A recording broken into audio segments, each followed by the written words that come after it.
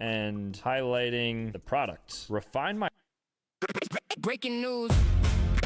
Trump blaming Biden again. East Palestine, Afghanistan, immigration, FEMA. At this point, the man blaming Biden for weather patterns too.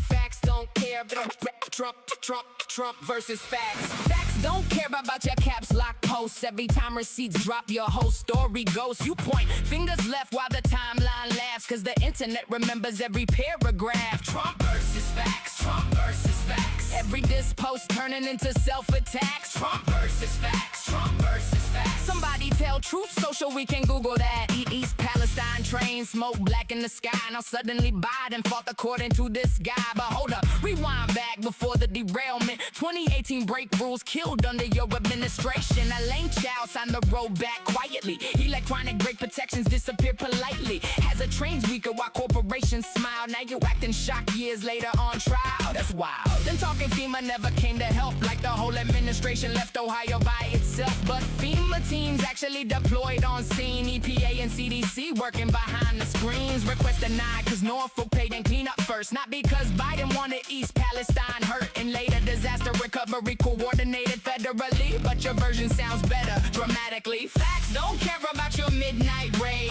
History screenshots every single page. Trump versus facts, Trump versus facts. Man arguing with timelines and archive facts. Then Afghanistan enters the conversation somehow. Biden surrendered. Okay, let's unpack that now. Who signed Doha with the Taliban first? Who negotiated the withdrawal terms? Who excluded Afghan government from the room? Who locked America into the timeline doom? That was you. Biden handled the exit messy, that's true. But the agreement itself traces back to you. Like setting fire to the kitchen floor, then blaming firefighters for the smoke next door. And now immigration fear post every week. Talking prisons and mental wards emptied in the streets. But statistics don't match your horror movie pitch. Native-born incarceration rates still highest. Legal immigrants low, it's by a massive gap. Undocumented rates lower too, that's fact. But fear sells faster than boring research graphs. So politicians weaponize panic for the cash. At this point, if somebody spills coffee in Nebraska. Yeah, I don't like this song.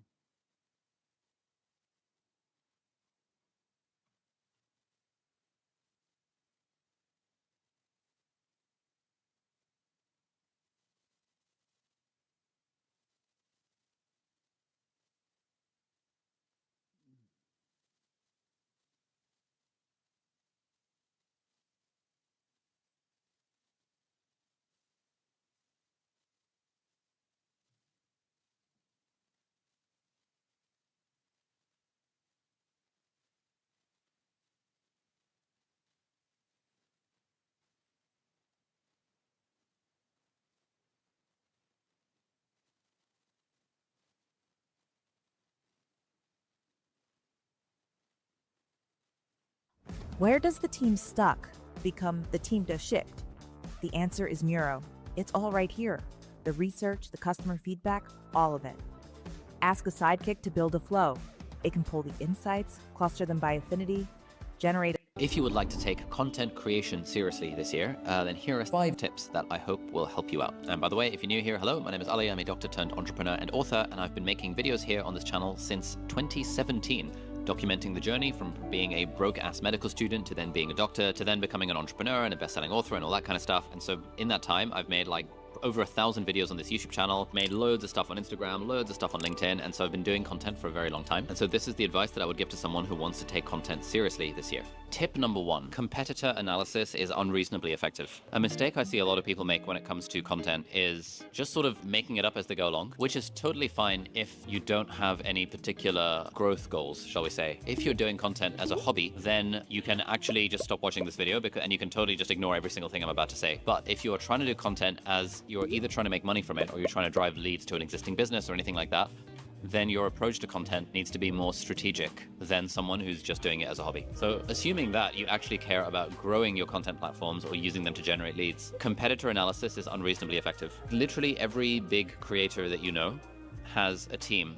and that team is spending a lot of their time looking at what the other big creators are doing. In my case, you know, Becky, my YouTube producer, Nicole, our social media manager, a lot of what these guys do in their day job is looking at what else other people are doing, which feels kind of weird, right? It's a competitor analysis. It's looking at, you know, for example, on YouTube, what kind of videos are doing well within our niche and within channels related to our niche. I did a video the other day called How to Change Your Life, and it did really well. And then a bunch of other channels did a video titled How to Change Your Life, because their teams all saw that that video from my channel was doing well, and therefore they did their own version of it. Now, there's nothing wrong with copying the title, because it's not plagiarism. It's just you're sort of getting inspiration from what is doing well amongst people who are playing the game well. Amongst students in our Lifestyle Business Academy, which is like my online business school, they're all newcomers to creating content.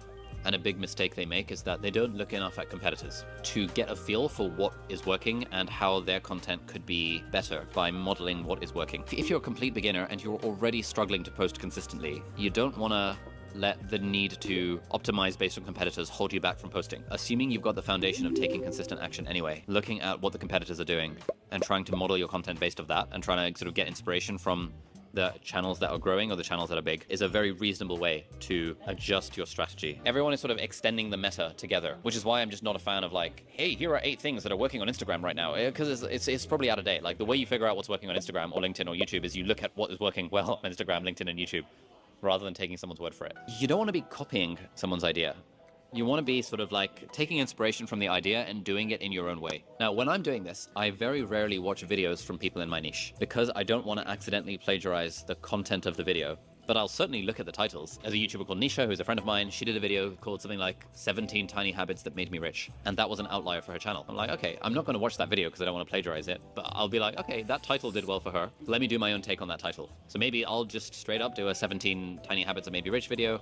Maybe it'll be a 1-minute habits that made me more productive. Sort of it's taking the format and doing my own version of it. And then you can kind of see this work on LinkedIn and Instagram as well. On LinkedIn, for example, what you can imitate is the hook and the format. If a piece of content was an outlier, the hook must have been really good. Because if the first 1 or 2 lines are not good, no one's even going to click read more on LinkedIn, and so they're not going to engage with the content. If there's an outlier on Instagram or TikTok as a reel, you know that the first 5 seconds of that video must be good. Even if you want to use that hook word for word, you could totally use the hook, like the first line of the reel. Now, it would be a bit plagiaristic if you were to just copy the whole reel, but if you were to just use that line, what's a piece of advice you could give that could follow from that line? If I look at Alex Hormozi's channel and I see that he's got a reel that went viral where the first line was something like, "These are 3 lessons I wish I'd learned in my 20s." I'm like, huh, okay, I'm not actually going to watch his reel to see what those 3 lessons are, but I'm going to do my own 3 lessons to help you, like, in your 20s. This video is an example of an experimental video. I don't know how this video is going to do. I'm filming it while having lunch in a random restaurant in Hong Kong. I don't have a fancy camera. I'm talking into this with a fork. I don't particularly have much of a structure other than thinking, you know what, I'm just going to speak from the heart about this thing that, like, I know some of our students in the Lifestyle Business Academy struggle with. So what's the kind of video I want to do? The thing that advances the meta is people doing experimental content. And then most of the time it doesn't work, but some of the time an experimental piece of content does. And it's in those moments that, like, you then get the outlier for your channel. And then other people start to copy that because it works. And then it becomes part of the meta. And so it's no longer experimental. And so I think 80-20 is a good level of imitation versus innovation to strive for as you're building your sort of content engine. Now, if you're watching this and you happen to be an entrepreneur or a creator, then you're going to want to check out ManyChat, who are very kindly sponsoring this video. Now, the way ManyChat works is that if you have ever seen someone posting on like Instagram that comment X to get Y resource, that's not like a manual thing that these creators are doing where like people are sending comments and then the creator is manually like sending these thousands of messages. This is all made possible by ManyChat, which is an automation platform for social media. We've been using ManyChat for many years now, not only to send links, but also to ask new followers about what content they'd like to see, or guide them through a personalized conversation, or collect emails for like a marketing campaign. We've also built in a few like Easter egg keywords. For example, you try commenting the word Angus on any of my Instagram posts, and then you'll see something interesting pop up in your DMs. But yeah, if you're an entrepreneur or a creator, then obviously you know you need to grow on social media, and obviously you know that you can use social media to drive leads to your business and make money. And ManyChat makes that process way more seamless and way more automated than you just having to do it manually yourself. So if you would like to grow your audience, connect with them meaningfully, and also potentially monetize them more effectively, then check out ManyChat for free using the link in the video description, or use the code Ali Abdaal for a free 30-day trial of ManyChat Pro. So thank you again, ManyChat, for sponsoring this video, and let's get back to it. Another key tip that I would say is that, like, content is a compounding asset. It's not going to happen within the first week or the first 2 weeks or even the first month or the first 3 months. Oh, lovely. Thank you so much. Can I grab another fork, please? Oh, can I steal this one? Thanks for my little firecracker salmon. But especially if you're trying to do a YouTube channel, it's a compounding asset. Like, I've been doing this shit for like 9 years now. It's a compounding asset that builds trust. Yes, competitor analysis is important and seeing what works, but the single most important metric to optimize for is you enjoying the process enough to keep going with it. If you only do content for 3 months compared to doing it for 3 years, compared to doing it for 10 years, you'll have drastically different results. I find for me, getting away from the desk, and I filmed a video of the local kebab shop the other day. We did one that was sort of just walking around my office the other day. Like, there's something about like being more chill and experimental with the format that keeps the process more enjoyable for me. And so I'm willing to take the hit in terms of like views slightly in the short term for the sake of maximizing my enjoyment of the craft. There's all sorts of things to keep in mind, right? Like there's like the foundational baseline of consistency, and then there's like the strategy that goes on top. But it's also worth recognizing that your own enjoyment, to stay consistent with it for years to decades, is also a really important part of this. So it's all like a balancing act. Sometimes doing stuff that is under-optimized for the sake of you enjoying the process a little bit more is 100% a worthwhile trade to make. I have a lot of kind of big YouTuber friends, and a lot of them feel this pull of like, there is content that will do well in terms of the views, and then there's content that they'll enjoy making. And over time, their own enjoyment often will diverge from the stuff that they know will get the views. And so you get this balancing act between doing it for the views and doing it for the vibes. This is an example of a video that I'm doing for the vibes. If I cared about views in this video, we would have thought harder about the packaging, we would have thought harder about the title, I would have thought harder about like the framework of the video. But I'm doing this for the vibes because I'm like, you know what? This is a video that I think could be just kind of interesting to do in the middle of lunch. So as you're embarking on your journey of content, don't forget that your own enjoyment is the most important part of it. But the nuance there is that, like, if it's not working, you're also not going to enjoy it, right? Like, if your goal is to get leads for your business, and you're like, the most important thing is for me to enjoy my content, but your content's not working, you will actually stop enjoying it. In our Lifestyle Business Academy, students will ask questions about content, like, oh, how do I improve my content? Can you give me feedback on my LinkedIn profile? Like, oh, I'm struggling, I'm not getting enough leads. Like, what's the problem? And then we diagnose, and then a lot of it is actually just asking lots and lots of follow-up questions, because the advice given to one person, the complete opposite advice might actually work for someone else depending on what their situation is. So I'm trying my best in this video to give you a feel of like, what are the trade-offs? Yeah, so I think if you're right at the start of your journey, you want to not think too hard about the enjoyment part, because it's like when you're a beginner to anything, it will kind of suck. You have to get sufficiently good to start actually feeling the enjoyment of the thing. It's sort of like playing tennis, right? So you know that when you're a noob at tennis, it's actually not that enjoyable because the ball freaking goes out half the time and hits the net the other half the time. At a certain point, you become good enough that you're able to reliably hit the ball over the net, and you have a partner who's able to hit the ball back to you. So now in that world, when you can actually have a rally, and that rally is interesting, tennis starts to be fun. It's the same with content. Yes, your own enjoyment is important. And also, you want to not think too hard about your own enjoyment of it when you're at the beginning of the thing. And at the beginning of the journey, you want to really just focus on getting your first 30 posts out there, or your first 50 things, or just doing it consistently for 3 to 6 months. Because the enjoyment can totally come later once you feel like you have a little bit more of a sense of, mastery is the wrong word, but like mastery of the craft, if that makes sense. By the way, if you are enjoying this video so far, I would love it if you can leave a comment down below. This is a little bit experimental, like I mentioned, and I don't know if this format's going to work or if you like this sort of stuff, but I quite enjoyed making it. So let me know what you liked. Content creators, imagine if you could skip hours of editing. With Canva, you can. No more heavy lifting when it comes to adding captions or breaking a sweat when What you didn't like, what you think could be improved for next time, down in the comments below. Cool, thanks. And by the way, if you've been wanting to start or grow a YouTube channel, but you're not sure where to start, I have a completely free 7-day crash course that talks about the strategy, the skills, and the systems you need to succeed on YouTube. Another big tip I would say, and a mistake I see my Lifestyle Business Academy students make all the time, is overusing AI. When you suck at doing content, i.e. you're a beginner, the temptation is there to just put stuff into ChatGPT and get ChatGPT to generate your content. You haven't yet developed the skill of actually doing the content or the taste for what makes good content. And so you just outsourcing it to AI means the AI is doing the work.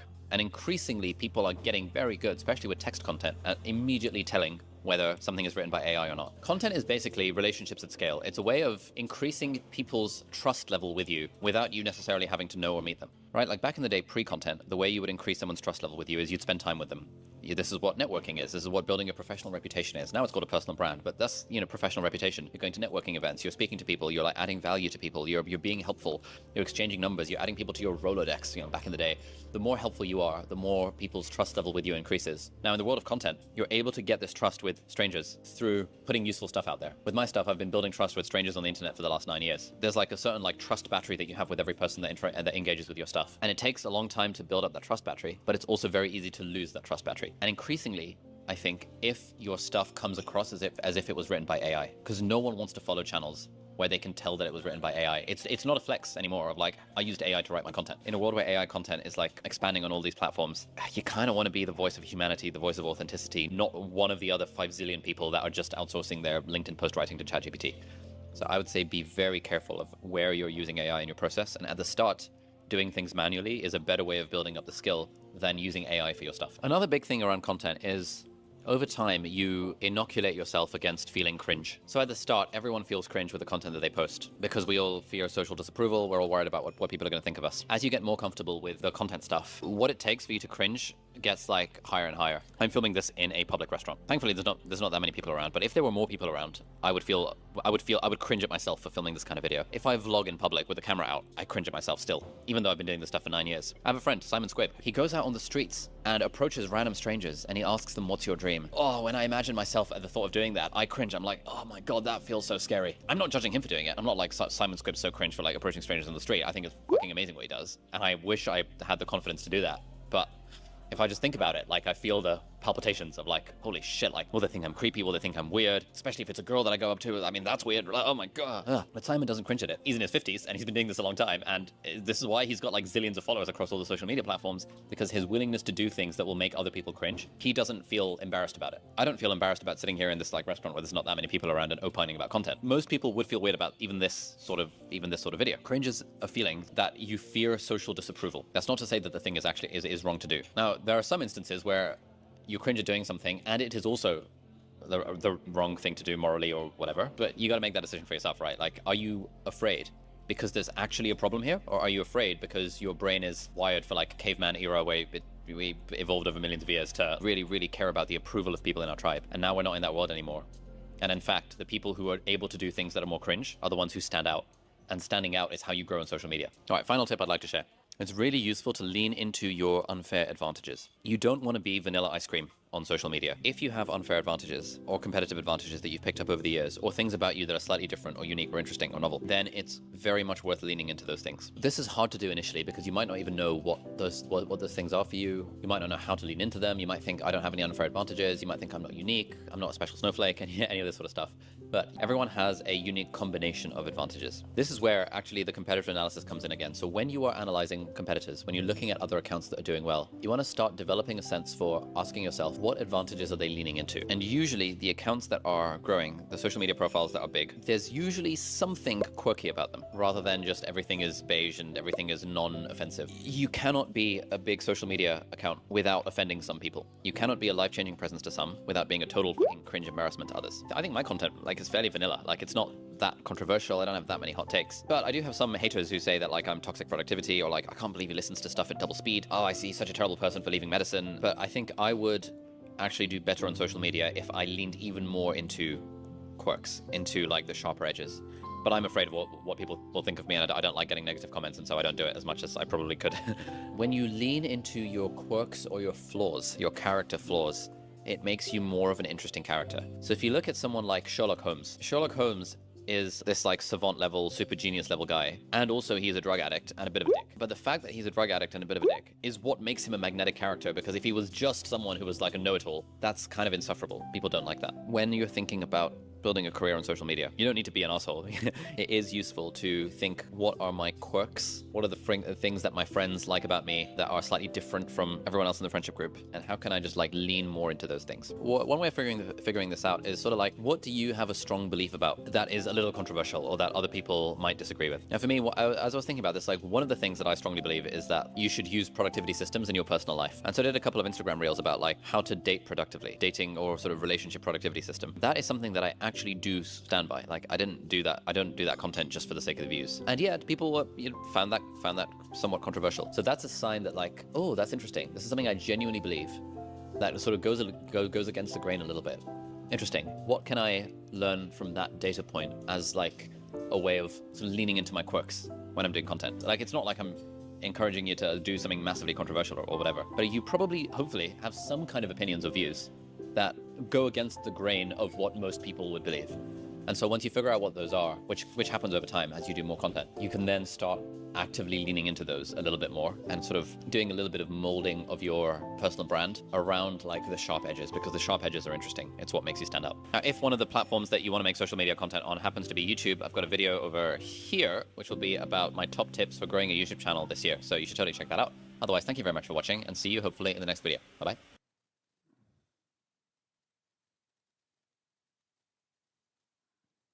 What you want to do is save hundreds when Liberty Mutual customizes your car insurance. That's great, but can you ask your friend to stop digging into the green? I can ask, but he's not going to. Only pay for what you need. Liberty, liberty, liberty, liberty.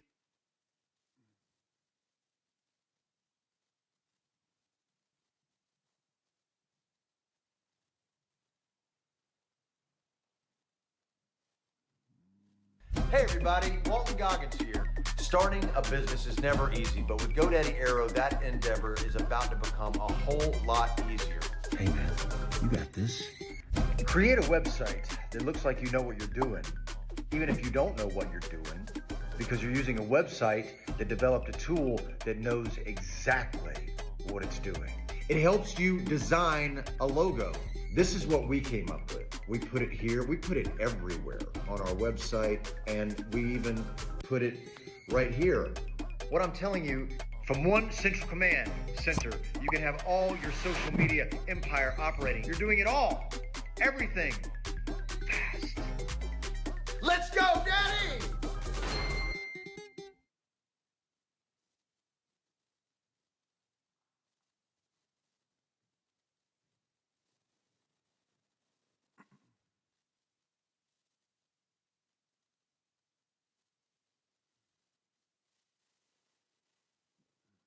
Why didn't they go there?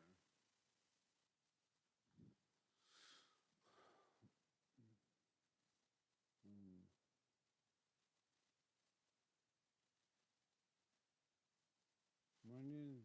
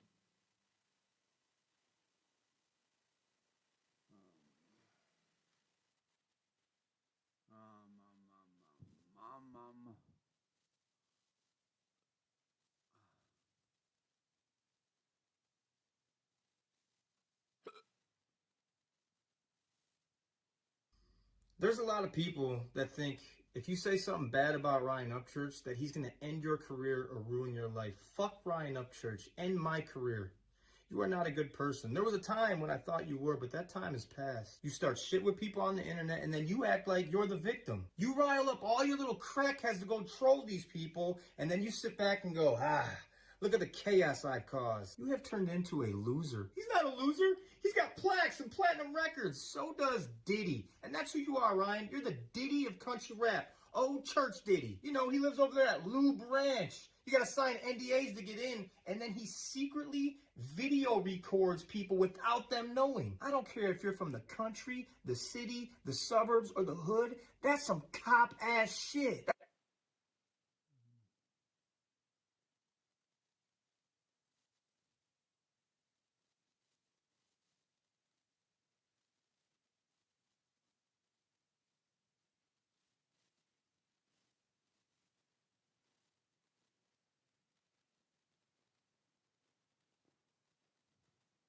Everybody learns a lot in a year. If you just made one video a year on everything you actually learned, it'd probably be a pretty decent video. Now, if you do it every hour, you probably don't have as much. And so it's really just like, at what interval do I have enough substance that I can provide value to an audience? Look at your calendar and think, okay, what were the lessons from this week? You can still, crystallize or create an artifact from the week that consolidates a week's worth of stuff into 10 minutes that will be valuable, because anyone who can compress time provides value. Everybody learns a lot in a year. If you just made one video a year on everything you actually learned, it'd probably be a pretty decent video. Now, if you do it every hour, you probably don't have as much. And so it's really just like, at what interval do I have enough substance that I can provide value to an audience? Look at your calendar and think, okay, what were the lessons from this week?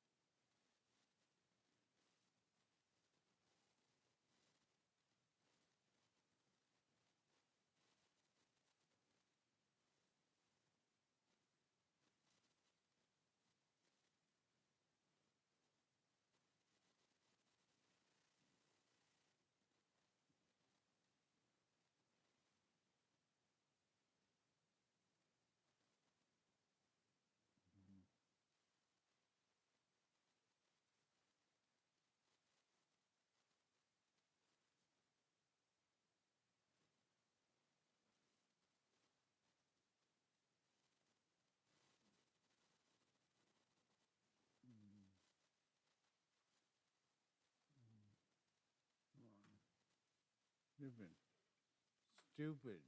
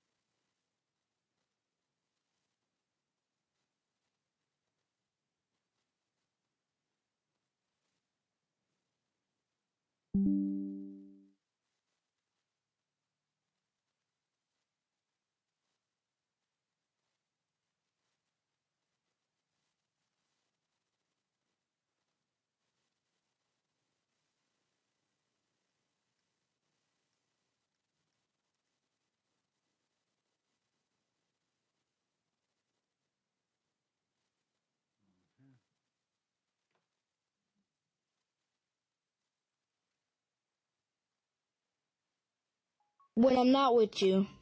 When I went with you. When I'm not with you. When I went with you. When I'm not with you. When I went with you. When I'm not with you. When I went with you. When I'm not with you. When I went with you. When I'm not with you. When I went with you. When I'm not with you. When I went with you. When I'm not with you. When I went with you. When I'm not with you. When I went with you. When I'm not with you. When I went with you. When I'm not with you. When I went with you. When I'm not with you. When I went with you. When I'm not with you. When I went with you. When I'm not with you. When I went with you. When I'm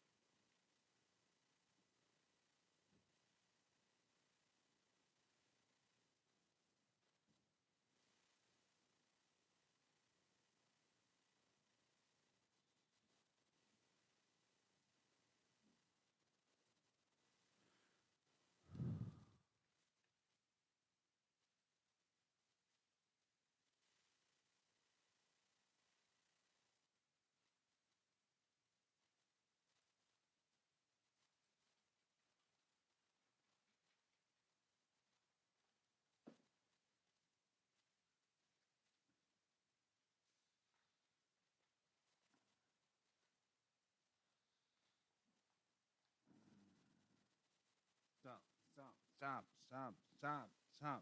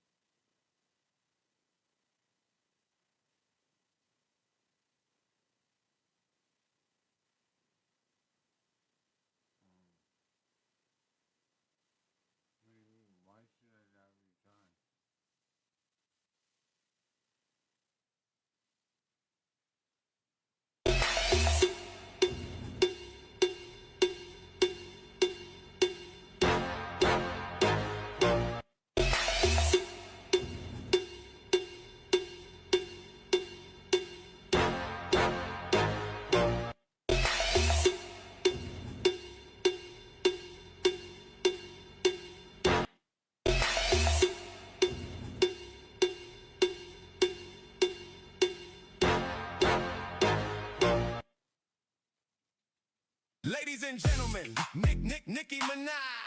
Her bass is so super bass.